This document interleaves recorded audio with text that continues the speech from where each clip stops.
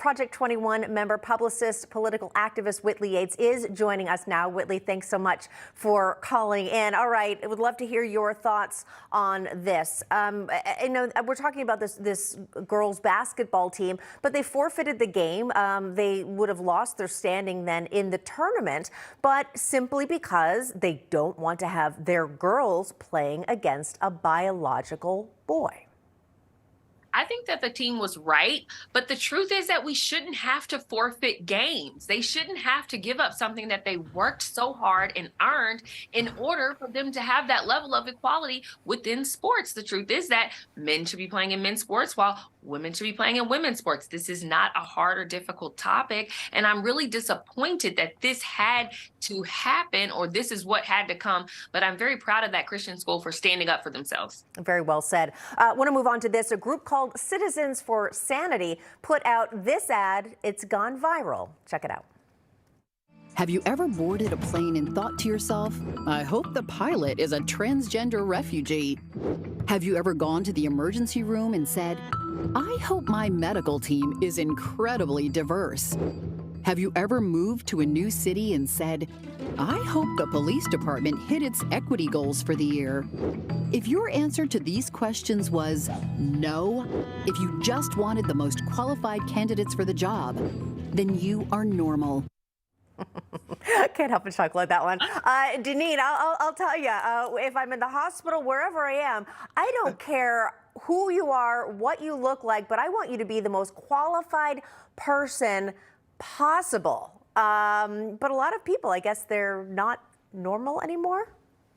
Listen, I totally agree with you. I am so tired of the sex and the race and all these other labels that they're throwing around. It comes down to a person's God-given talents and what they choose to do with those talents. And it's also about experience, your skill set, your education, your dedication to whatever profession you decide to choose to do. That is what it comes down to. But my biggest concern is what our children are being taught with this nonsense. But I applaud this group for putting out that video. Yeah, it is. I chuckle when I think of it. Whitley, I'm terrified of flying. I absolutely hate it. And let me just tell you, again, the idea of worrying about inclusion when it comes to a pilot flying a plane full of passengers. We're not talking about a Pete Buttigieg private plane situation here.